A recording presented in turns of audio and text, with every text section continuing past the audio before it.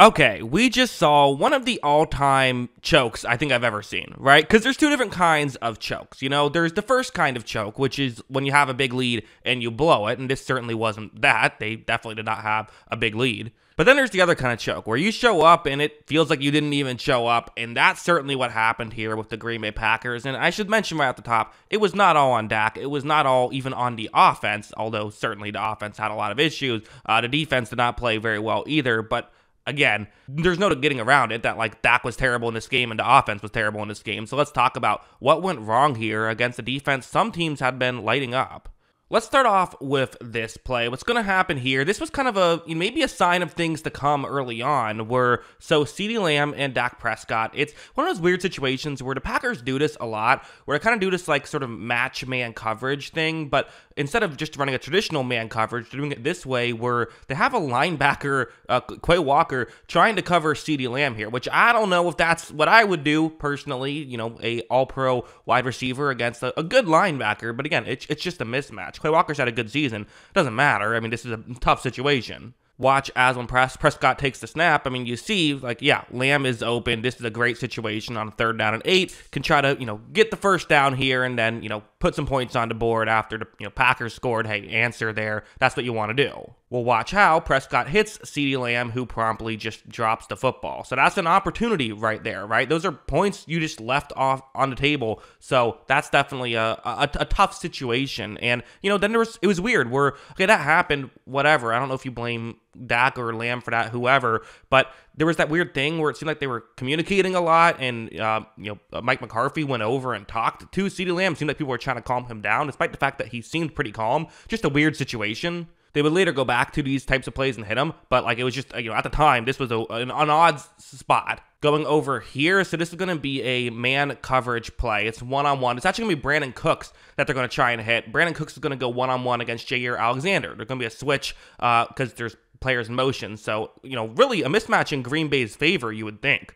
Watch as when Prescott takes the snap, he looks over, he fires over, and like this is one of those weird things where people are complaining about a potential hold here, but at this point, before any potential hold has even happened, this is a dangerous pass. It's 3rd and 5.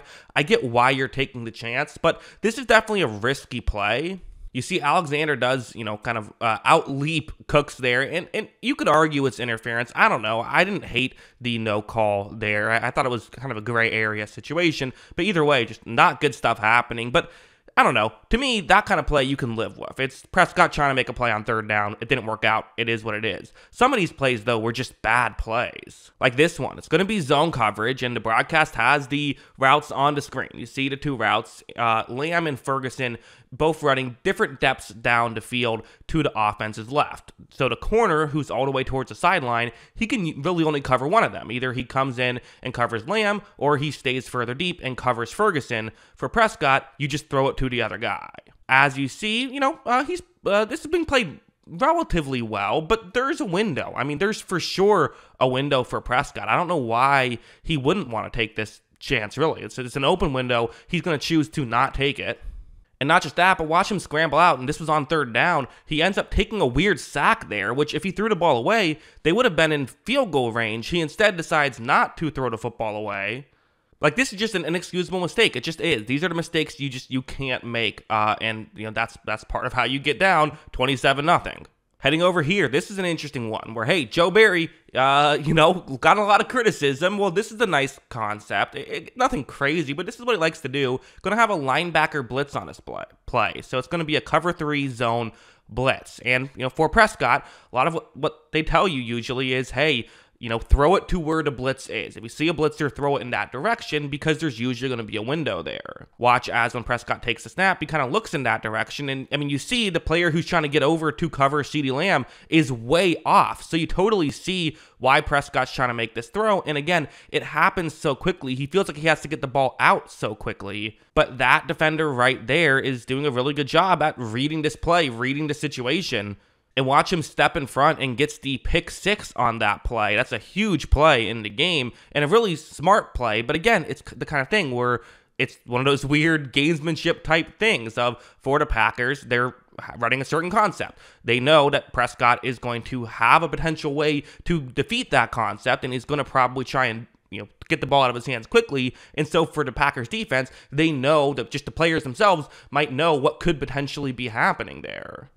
Also, play like this. They had a nice drive to get the, it was a nice drive to get the touchdown here, but even that, there was a blunder where it's Ferguson trying to get into a gap in coverage over the middle. That's what he's going to be attempting to do here.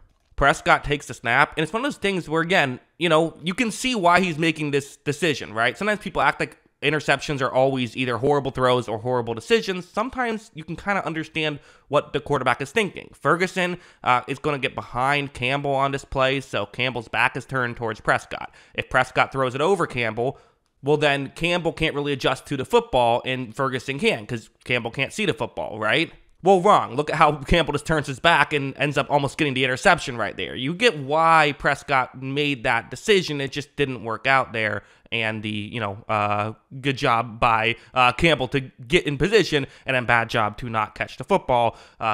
Dallas was able to eventually score a touchdown on the last play of the first half. So, yeah, that's just kind of the issue. And, I think to some degree you could argue that this weekend in some capacity is kind of the example of why you don't stick with an okay quarterback. I don't know. I'm saying that, but at the same time, Dak Prescott wasn't an okay quarterback this year. He wasn't even just a good quarterback. Dak Prescott this was the first year where I kind of almost became a Dak Prescott believer. Year after year, I kept saying, I don't know, you usually don't win a quarterback paying usually don't win a Super Bowl paying a good quarterback. Prescott's a good quarterback, but when you're paying him $40 million, usually you don't win a Super Bowl that way.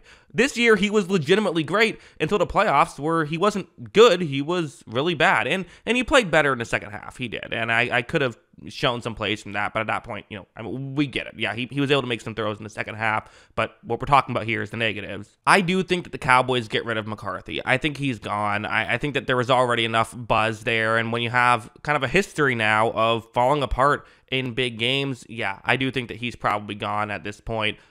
There's the Belichick thing. I gotta be honest, the Cowboys love a big splash. I think that they go and try to make him an offer. I do. I think they go out and see what they can do with with Belichick. I don't know if it works out, but I think they pick up the phone and call him. I do. I think tonight Jerry Jones is calling Bill Belichick. As for Prescott, again, I don't even know if he has I'm not necessarily sure I would say he has a history of choking in big games or anything like that. I just think he played poorly in this one. So it's definitely unfortunate. Obviously, Lamb played poorly. Everyone played poorly. The loss was on everyone. That is what it is. But yeah, those are my thoughts. What are your thoughts? Let me know in the comments below. Always love hearing from y'all. And of course, as always, thanks for watching.